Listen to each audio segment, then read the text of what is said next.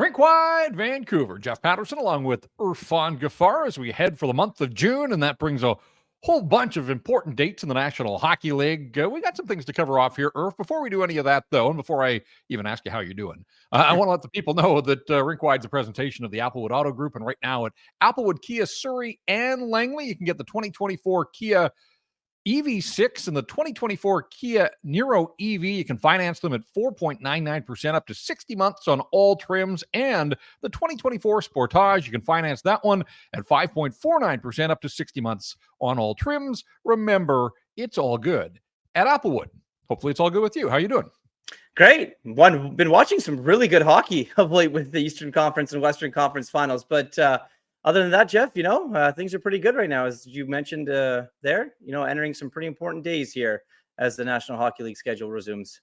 Yeah, we'll check in on the NHL playoffs, the Stanley Cup playoffs a little bit later on in our 4 wins for 4 wins segment. But it is wild that as we record this on the final day of May, it's June already. I mean, that happens when you play, as the Vancouver Canucks did, to the May long weekend. We're so conditioned in this market, Irf, to having all of April, all of May. And we spin our wheels talking about all the what ifs and free agency and the trade proposals.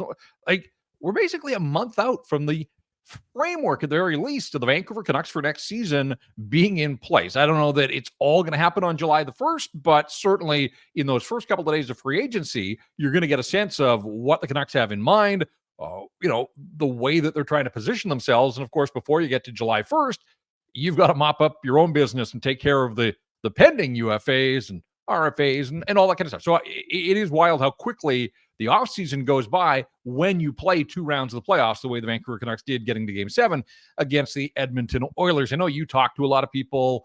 You got your ear to the ground. Any sense of what's happening a month out for the Vancouver Canucks with some of those big-name free agents that we've all been talking about for a while now? Yeah, I mean, it's no surprise the news out there of Tyler Myers, wanting to come back and wanting to be back in the Canucks, hoping to get something done where there's usually that much smoke around, usually means that there is some fire. So you can go ahead and assume if you really want that, the Canucks and Tyler Myers will eventually work something out here. Hopefully, obviously, Dakota Joshua is an interesting one. I just think the price is going to be too high there. I'm wondering if the Canucks are also thinking that as well. They're not close right now at all. So Dakota, for his sake, maybe wanting to go out and try and test the free agency market and see, what teams will be willing to pay for his services. Nikita Zadorov wants the big ticket. He's a big guy, right? Go get your money, as I've always said for some of these guys. What is that price going to be? And I think term is the biggest thing for the Vancouver Canucks and for Nikita Zadorov. I think that, there was an offer that was reported that did happen. Obviously, I think it was before the playoffs, maybe even a little bit before that, I want to say, Jeff. I want to say it was a 4-year deal in and around the $4.5-5 million range. Nikita Zadorov going to want 6 times 6. So that clearly, by my math, isn't really close if you're those two sides. So we'll see there. And the interesting one is Elias Lindholm. Look, I think that there's going to be a dozen, maybe a little bit less suitors if he gets to free agency that will likely line up to pay for his services. For the Vancouver Canucks, it's start now. It's get ahead of this conversation before you get close to that July 1st deadline and make him feel wanted. Make him, if you really, really want him, make him, want to be a part of this team. Obviously, it's going to come down to dollars and cents. Are you going to be the team that gives him the extra year because you can? And what does that number start at? Are you going to lowball and go in at the $6 million range? Is it going to be around 7 times 7, something like that? 7.5, 8. My sense is if it gets up to 7.5 times 7 years, maybe a good indication of him maybe wanting to stay, but who really knows at this point? The two sides have talked. Whether there was an offer put forward by the Vancouver Canucks remains to be seen. But obviously, the Canucks are doing their due diligence by getting in front of all their guys as we early on before July 1st. Look, the cap's going up. We get that. But Oliver Ekman-Larsson's, the burden of his buyout increases here for the next couple of seasons. So you have to keep that in mind that, it's not as simple as, oh, look at the cap going up. Canucks have all this money to play with, around $25 million. But you just listed off a bunch of guys that, they want their share of that. Yeah. So there's priorities. There's decisions to be made here. Ultimately, as you sit here, because I wrote a piece at Canucks Army this week about why I just don't think Lindholm ultimately makes sense for the Vancouver Canucks. And really the thrust to me is, can you have three centers all making north of $7.5 million? And if you can, what does that mean? Like, we know this team needs wingers. We know that this team has three defensemen currently under contract. So they've got to either retain or go out into the market and reshape their defense core. And that's not going to be easy. Look, Rick Tocchet loved the playoff version of Elias Lindholm. Are you getting that though? Or are you getting the guy that sort of meandered through a regular season, probably wondering a little bit about his future, ultimately was traded to the Vancouver Canucks? But I just don't know that they can allocate that much of the salary cap, even as it goes up. Elias Pettersson's not playing the wing. Like, for the long term and even the short term, like, the best interest of the Vancouver Canucks is getting Petey back to being the star that can run his own line, run the show. JT Miller's not going anywhere. He's now a centerman for the Vancouver Canucks. So can you be three deep? Not so much with the players, but their price points in a hard cap world. Yeah, I mean, you also wrote about Elias Pettersson, and one of the most important things for them to do is to get him mentally, physically, emotionally ready for next season, whether that's on the Vancouver Canucks and whatever they're going to do, or that's on Elias Pettersson doing whatever he needs to do wherever he is. But that's an issue on its own. We'll focus on Elias Lindholm here. If you're paying your third line center to play with Connor Garland, I mean, I don't think that that's a recipe for success for the Vancouver Canucks. It's apparent they need a scoring winger. Brock was that guy for them this season. Niels Höglander did score a bunch of goals, but you need that other threat. Connor Garland had a really nice season, but you can't rely on him night in and night out to be that guy. At some point, the potential of him is going to reach its peak. He gave you everything he had in those playoffs, and that's peak Connor Garland. But from the Vancouver Canucks standpoint, Jeff, I think they're going to have to get creative here, because you look at the UFAs of the wingers. Jake Guentzel, from my understanding, is probably going to play somewhere down in the States, to be completely honest. If he does get to free agency, it's going to be somewhere down in the States. I'm not entirely sure the Canucks are going to be able to make that work, even if they do take a really big run at him. But a lot of those other guys, they're north of 30 years old, right? So the creativity part comes into play here. If you're wanting a young scoring winger, you're going to have to do it via trade, right? You're going to look at some of these guys that are RFAs with their current teams. You're going to look at some of these guys that maybe have 1 or 2 years on their contracts, maybe even some term, and go and try and make some moves that way. Because going after a guy that's 32, 33 years old because Elias Pettersson likes him and Tyler Toffoli, he's going to want Alex Killorn type of money. That's a lot of money. I don't think the Canucks are willing to pay that. But for Elias Lindholm's purposes, I agree with you, Jeff. Just paying three centers, that kind of money is not really a recipe for success, unless in the back of your minds, you're still worried about your big ticket guy, and that's number 40.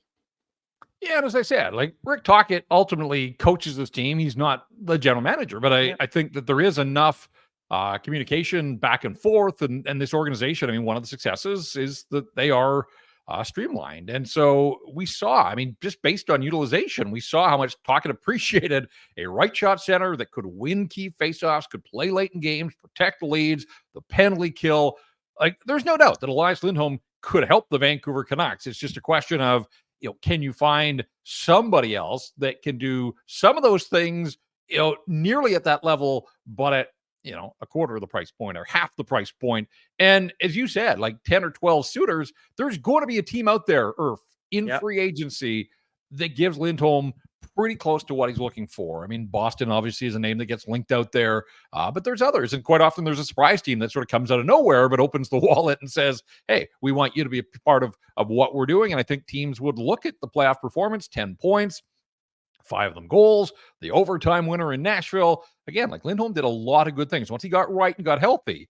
There's no denying that this is a very good hockey player who has set himself up really to hit the home run contract for the first time in his career. And that's why, again, like, I'm never going to deny a guy getting his bag. Like, I just think, there are so few opportunities, and he saw, like, injuries limit you and what you're capable of. But when you're healthy, I think he showed the hockey world again what he can do. And so, really fascinated to see where it goes. And again, to me, it's just, all of these decisions have to be made now, basically in a month for the Vancouver Canucks. Yeah. So I think June is going to be the rumor mill is going to go into overdrive.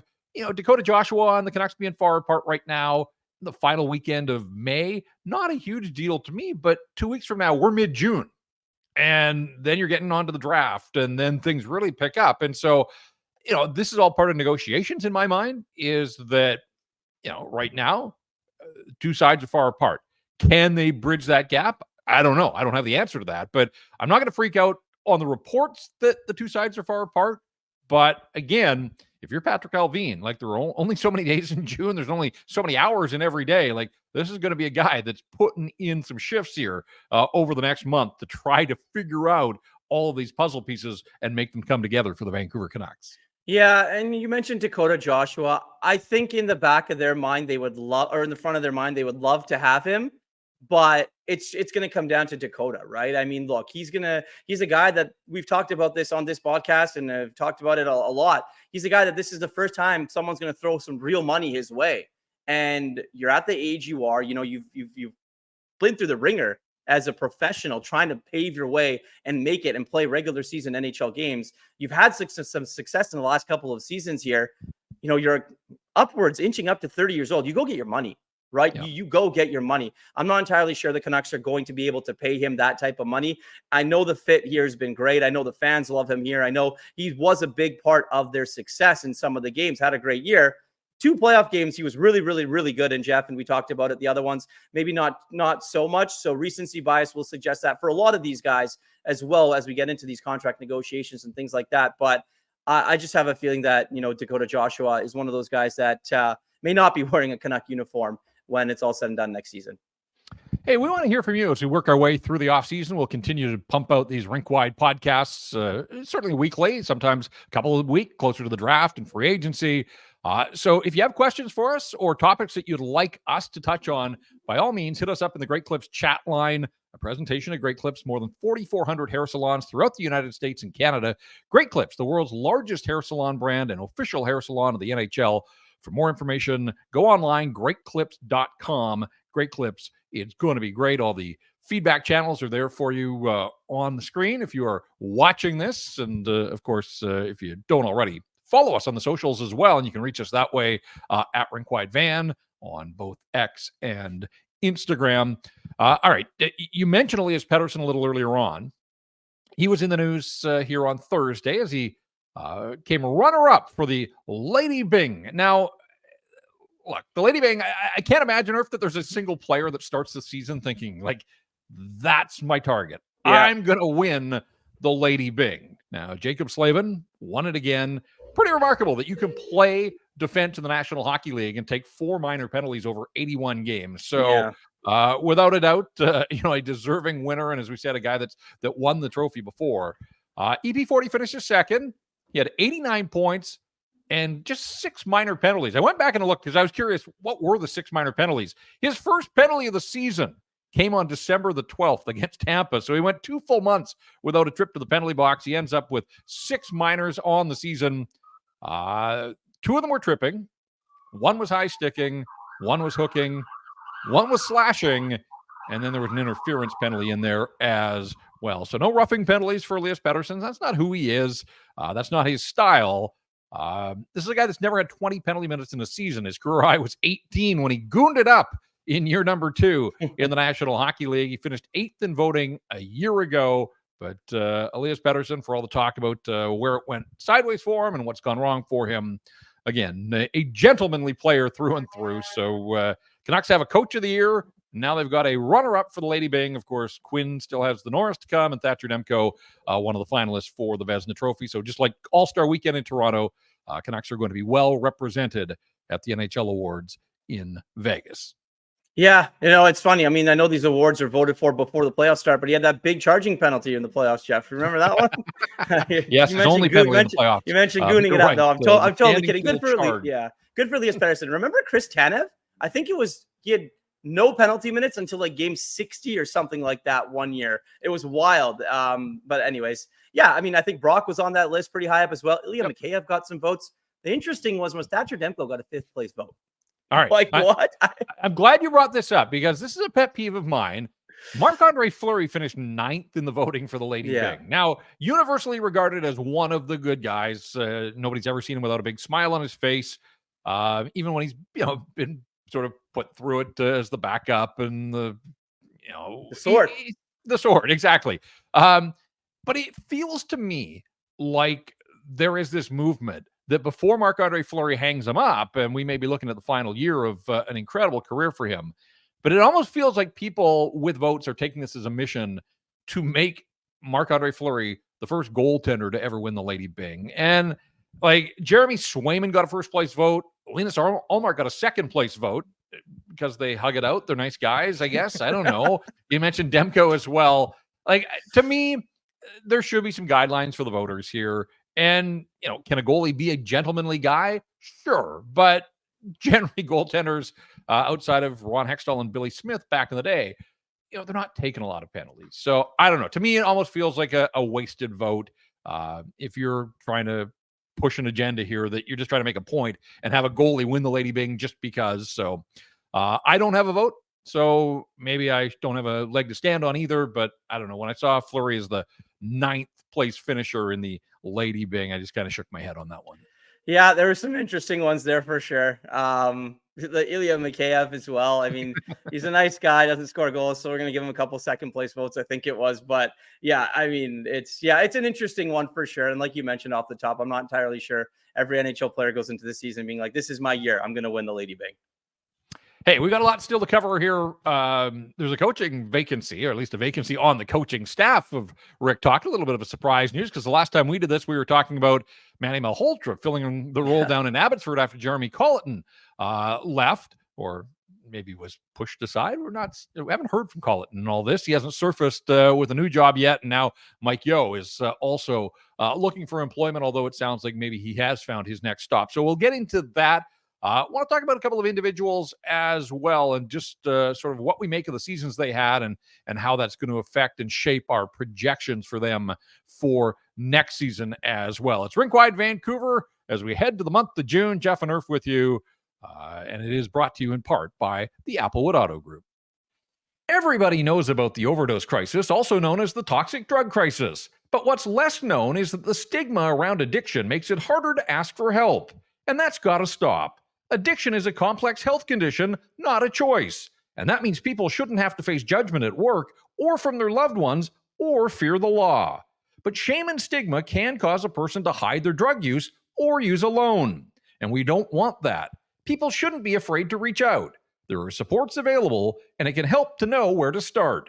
The government of BC is partnering with organizations like the Nation Network to help extend this message throughout our province. If you or someone you care about is struggling, you can find supports and services near you at helpstartshere.gov.bc.ca. Rink Wide Vancouver, as we move into a couple of off-season topics here. The second segment of this program, a presentation of the Vancouver Canadians. Seas are at home this weekend. Don't miss the family fun on Sunday, June the 2nd. Kids 12 and under can run the bases. And just around the corner on June 11th is Dog Days of summer. You can bring your pup to the park, let them soak in the atmosphere at Nat Bailey. I saw the Mariners did that earlier this week down at T-Mobile. Catch fireworks, giveaways, Friday nooners, superstar appearances, all spring and summer long. Get your tickets. Call 604-872-5232 or go to CanadiansBaseball.com. All right. We mentioned it at the end of the last segment. A little bit surprised because at year-end exit availabilities, Rick Tocchet said he had hoped to keep his staff together. 10 days later here, he's now looking for not just an assistant coach, but really sort of the senior position on his staff. Mike Yeo was offered a contract for whatever reason that wasn't to his liking. He decided to play the field. It sounds like he's going to wind up in Ottawa, although we haven't seen that confirmed just yet. But this puts the Canucks in a position now to beef up Rick Tocchet's staff. Mike Yeo was a 2-time head coach in the National Hockey League. He was responsible for the penalty kill. Penalty kill obviously has been a hot button issue for a couple of seasons, but by the playoffs, penalty kill, particularly against Nashville, was terrific. And obviously going up against the Oilers for 7 straight games, that's no easy feat there. But I'll be fascinated. I just think, there are so few teams in the National Hockey League now that don't have an assistant coach with head coaching experience. And I look at a guy like Travis Green, who, I'm sure he hoped to get another head coaching job right away. It didn't happen for him. He had to take a step back, went to Jersey. He winds up in Ottawa now. But look, I don't have any intel right now about what the Canucks are doing if they've got their eye on somebody. But this feels like we're at a point in time where there are so many head coaches out of work. They're not all going to land their next head coaching gig. I wonder if Rick Tocchet can tap into that market and bring in somebody that has some recent head coaching experience to add to his staff. Yeah, I know there were people crying for Newell Brown to come back. Obviously, took the job in LA to be an assistant there. It's going to be a power play coach. I think that's very apparent. I think that that's an area that they greatly need to improve in. I think you and I can both agree on that. As a lot of other people listening to this show and many others would go ahead and assume that. And I think that that's what Rick Tocchet wants, to be completely honest. He wants a guy with that experience, who's been good at running the power play for teams around the National Hockey League, or a team around the National Hockey League. And right now, Adam Foote's their only full-time assistant, right? Yeah. Sergei Gonchar is kind of in that part-time role, but are they going to be able to bring him here full-time? I'm not entirely sure of that either. So, it's going to be an interesting one. And like you said, June's a big month, but they're probably going to want to get this one done sooner than later, just to be able to, go into these meetings when you have your scouting meetings and things before the draft, and you do all that. You're going to want to have your coaching staff in place. And I'm sure Rick Tocchet's going to want to have his guys there as well. But you can bet that the next coach or assistant coach for the Vancouver Canucks is definitely going to be one that has a lot to do with the power play. Yeah. And, again, I come back to this idea that, a guy with experience as a head coach, it doesn't have to be that, but, you look at, somebody joked in my timeline, said, bring Jay Woodcroft in. He knows how to ruin the Oilers. I don't know that it's necessarily that simple, but, Woodcroft's out of work. Dave Haxtell down in Seattle, guys that are familiar with the division, certainly. I'm not sure that they're going to get head coaching jobs. Like, there were a bunch of head coaching jobs not that long ago. Now I think it's San Jose, unless we see a late change. So, there's this long list of potential candidates out there. Rick Tocchet's a pretty plugged-in guy, and he's worked with a lot of people over the years. Of course, you always look at the former Penguins angle anytime the Canucks are hiring. So let's see where it goes. But you're right. I mean, add that to the list of a busy plate for the Vancouver Canucks in the month of June, and we'll see how that all shakes down. And if Mike Yeo winds up in Ottawa with Travis Green, I know that he's an Ontario guy. There was some talk about Craig Berube trying to fill out his staff. I wasn't sure if I ever bought that one. Like, Craig Berube worked under Mike Yeo in St. Louis, and then Yeo got fired, and Berube took over and guided the Blues to the Stanley Cup. I don't know. It just feels, to me, it would seem strange for Mike Yeo to then come in and work under Craig Berube somewhere else. But, if it's Ottawa with Travis Green, then I think that's pretty good. Mike Yeo, to me, like, it's funny when the news came out, like, I saw a lot of people were like, good, it's time for him to go. And I'm thinking, like, how does a fan sort of come to any conclusion about the role that an assistant coach has, unless like in Yo's case, he was in charge of the penalty kill, and you can judge the penalty kill. But I mean, how many times did we hear Rick Tocchet talk about, the video work that these coaches had done, or, at the whiteboard at practice? Like, there's just, I think an assistant coach, so much of the work goes unseen by the general public. And it's one of those things by reputation. It's how did you get along? Sometimes the head coach is the bad guy, and the assistants have to kind of play the good cop and be a guy that players can go to if there are issues. The one thing I'll say about the Canucks opening now, and again, they may have somebody lined up. I don't know, but like Rick Tocchet, Jack Adams winner. Rick Tocchet, highly collaborative. Like, he is a guy that constantly was giving praise to the work that his assistant coaches did. And if it is somebody that's got, the specialty of running a power play, the chance to work with Quinn Hughes and JT Miller and Elias Pettersson, like, there were a lot of years where Vancouver probably wasn't a desirable place to work, just given the circumstances, a lot of the noise, some of the decisions made by the organization. But I don't think that's the case right now. Like, I think this would be a plum assistant coaching job, given some of the openings around the National Hockey League. No, absolutely. And I think you just mentioned it, it's desirable. And if the job is to come and try and fix a power play among many other responsibilities that a head or assistant coach, does assume of a National Hockey League team. I mean, Vancouver, you got to circle it just by you just naming those guys, right? JT Miller, Elias Pettersson, Quinn Hughes. Those are guys that people probably want to work with and be involved with. So I think they do have a list of candidates. They probably are doing interviews, as many other teams around the National Hockey League are currently doing. Nolan Baumgartner as well, maybe going to Ottawa along with Travis Green. And as it's been rumored about that Mike Yeo is going to join that staff as well. I'm surprised that Mark Savard to Toronto hasn't been done yet or official there. So that's an interesting one from him leaving Calgary. Calgary's going to need another assistant coach as well. So lots of changes on the ice, but also off the ice. And I think that, this one might go unnoticed a little bit, but it's an important one because it's one that kind of takes the load off. If they do go power play guy, load off Rick Tocchet's plate a little bit. Sure. Right? He doesn't need to be that guy that's on the bench with the whiteboard before power plays, looking things up. Like you direct people in different ways to go and do different things, and it frees up your head coach to just worry about something completely else. So it's going to be an interesting one to see who they do hire if and when they end up doing it.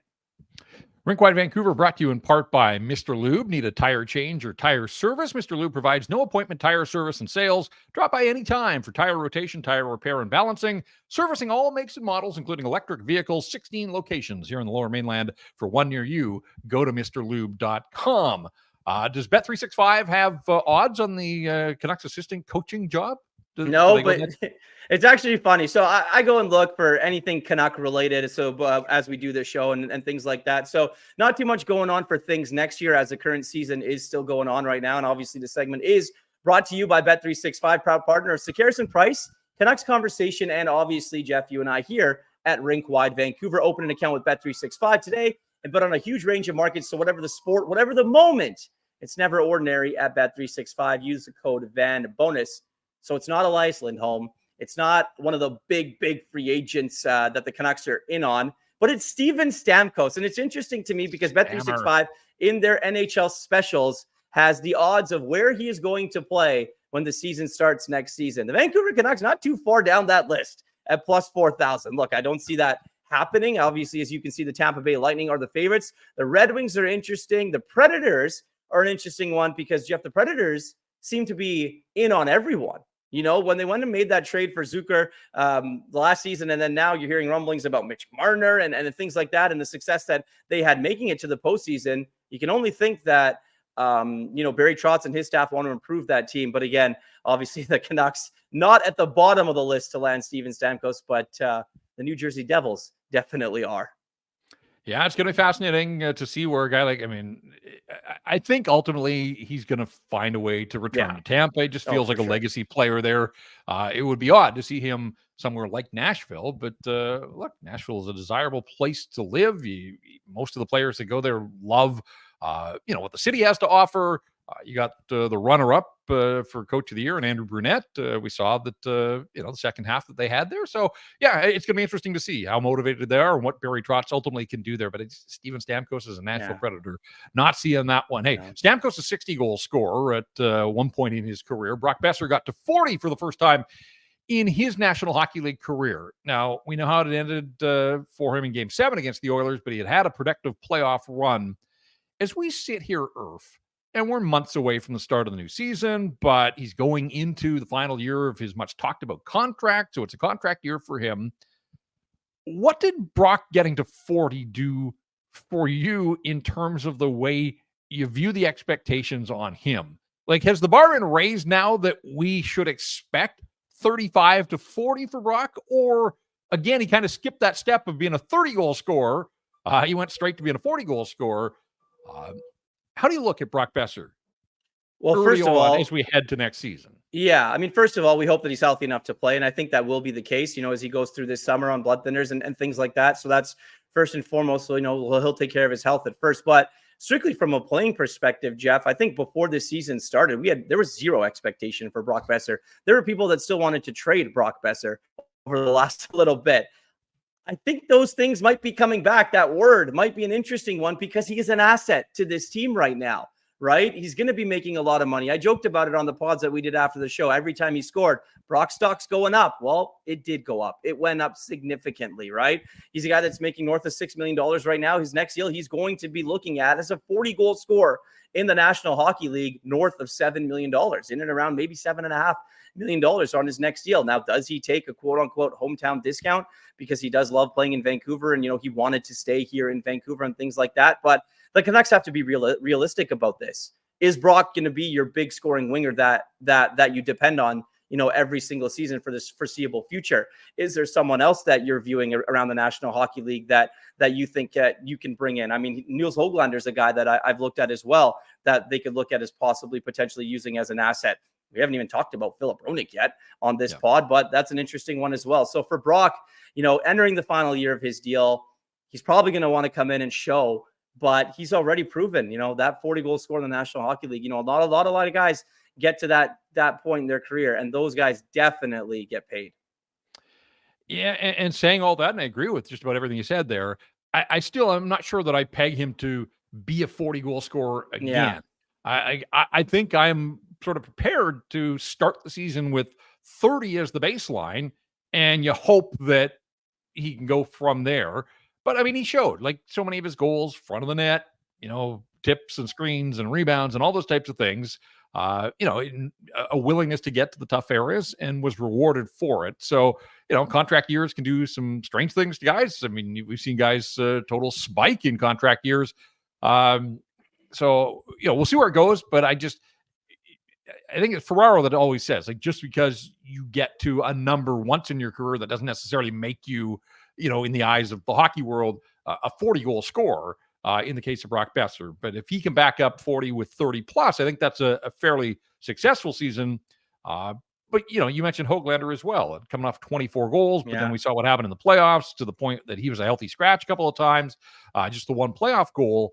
And this is a guy that, shot 20% this year on a career 12.5 shooting percentage. So you do wonder if he's going to come back down to earth, if the regression I think it probably should be expected there. Like, I'm not sure that I see Nils Höglander as a 25-goal scorer for the next bunch of years, but undeniable that he had a terrific run.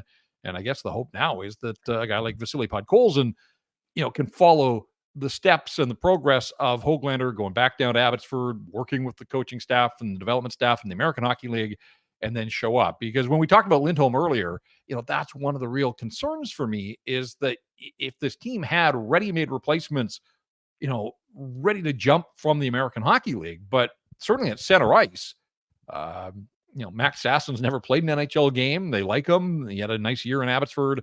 Atu Ratu at the end of the season was playing the wing. He wasn't even playing the middle down in Abbotsford. So, and then the other thing is, you think of all the first rounders that they've parted with here. Yeah. JT Miller deal, the OEL deal, the one they got from the Islanders and then flipped for Hronek, and now one in the Lindholm deal. Like, that's going to catch up to you if it hasn't already. That, there are some pieces, yes, Lekkerimäki and Verlander beyond that, but certainly at the center ice position, they're pretty thin as an organization. And that's, again, if you had that one guy that had been marinating down in the minors and was ready to make the jump, but that's not the case for the Vancouver Canucks. So keep that in mind too, if they're looking to peddle futures to try to address the here and now, is that they've been peddling futures for a long time now, more than most teams in the National Hockey League. We'll see how it all plays out. All right. We started by saying, hey, some great hockey being played, a bunch of overtime games here in these conference finals, right down to the wire. Dallas had a great opportunity the other night to take a 3-1 stranglehold on the Edmonton Oilers. And man, the Oilers looked brutal early in that hockey game, but to their credit, took a lead. And then maybe more importantly, they defended a lead, something that they've struggled with here in the playoffs. And so that series tied at 2. As we record here on the Friday, game 5, a massive game 5 coming up, and questions now around Chris Tanev, familiar sight, pictures snapped of him in the Edmonton airport in the walking boot. Just kind of feels like that's part of his carry-on luggage wherever he goes. But if they're saying game time decision, but even if he plays, I mean, he's not close to 100%. And, the Dallas Stars looking like they're starting to slow down just a little bit. Certainly a different team. If Tanev can't play, that hurts them. Joe Pavelski, just one playoff goal here at the age of 39. Is he starting to slow down a little bit? So I don't know. People always talk about momentum between games, but it does sort of feel like the Edmonton Oilers have momentum on their side. That said, Stars still have home ice advantage. So going to be fascinating to see in this race for 4 wins, brought to you by 4 Wins Brewing. That series tied at 2. Where do you think it goes from here? I think the Oilers win. Honestly, Jeff, I really do. I think that, the way that they showed, and you mentioned defending that lead, is something that they haven't done well in this postseason. And then Leon Draisaitl, Connor McDavid. I mean, Dallas Stars really aren't testing Stuart Skinner that much in net. Donald Nurse is having himself an awful round 3 of the playoffs here. But they seem to be getting. Hey, these he wins, rose right? to the challenge after the tough start. That credit to him. Like, I mean, guy's just taking a beating, and the numbers are not kind. But I did think at least he showed a little bit of moxie there, like the team did. But I'm with you. Like, where I thought the Stars were the much deeper team, now we're starting to see some of the Oilers' depth players step up, and some of the Stars' depth guys have been fading away just a little bit. So again, Dallas still has home ice in this thing. We'll see if that matters. And the Florida Panthers now with a chance in the East to use home ice advantage to punch their ticket to a second straight Stanley Cup final. And man, I thought they looked awfully good going into MSG and beating the Rangers by that 3-1 final on Thursday night. No, absolutely. And the thing about the Florida Panthers is they were going to be dangerous as long as everyone was healthy, right? Going into the Stanley Cup final and even the Eastern Conference final last season, there was rumors and injuries and things like that. Now there probably are, but it doesn't look like Matthew Tkachuk has a broken sternum. It doesn't look like Sam Bennett is hurt. It doesn't look like Sam Reinhart's battling through anything, or Aaron Ekblad, or all their other good players. I mean, they're playing some really, really, really good hockey. Like, it's weird. I mean, the Rangers are on Broadway, but it could be curtains for them in Game 6 in Florida. President's Trophy winners. We know that that's usually a curse more than it is a blessing. So Florida with 3 wins, the Rangers at 2, and then in the West, the 2 teams tied at 2 as we record this, heading into a massive Game 5 on Friday night. 4 wins for 4 wins. It is brought to you by the Four Winds Brewing Company, family owned and operated out in Delta. Come check out the Four Winds Brewing Tap Room and Kitchen, located in the Tilbury area, serving beers, burgers, and their famous tacos every day from 11 a.m. until 8 p.m. And Four Winds Brewing also home to the Four Winds Light Lager, a crisp, clean, and easy drinking beer, a beer for everyone, a perfect beer for before, after, or during the games. Four Winds Lager, a light lager. Ask for it at all your local liquor store, or have some delivered right to your door through the online shop at fourwindsbrewing.ca. All right, we turn the calendar. It is the month of June here. Again, we've laid that out pretty clearly that it's a massive month for the Vancouver Canucks and for all the teams around the National Hockey League. 4 of them are still playing. That'll get narrowed down to 2. Our Stanley Cup finalists will continue to track that, and certainly any developments that happen for the Vancouver Canucks will be here on a somewhat regular basis through the month of June. Again, weekly for sure. And beyond that, we'll see how things play out. But Irf, thanks for stopping by as always. Good stuff. And we'll catch up again next week. Absolutely. Yeah, let's do it next week.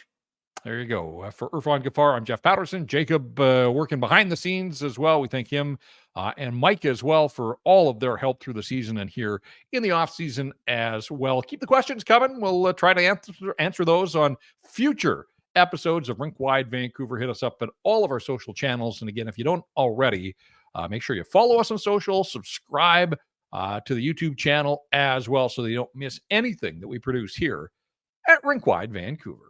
Thanks for watching this video. For more great content from Canucks Army, check out Sakaris and Price, Rink Wide Vancouver, or our show, Canucks Conversation. We're your one-stop shop for interviews, breaking news, and a live Canucks postgame show hosted by Jeff Pettersson.